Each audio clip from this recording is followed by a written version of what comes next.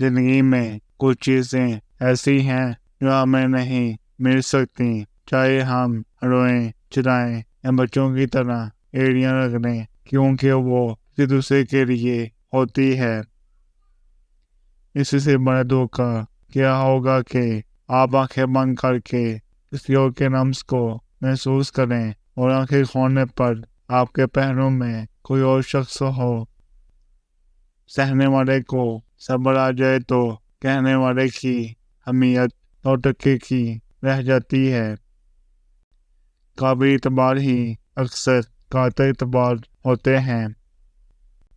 ناقدری کرنے والوں کو اپنا سایہ تک میسر نہ ہونے دے، پھر چاہے وہ چیخیں، چرائیں یا مر جائے۔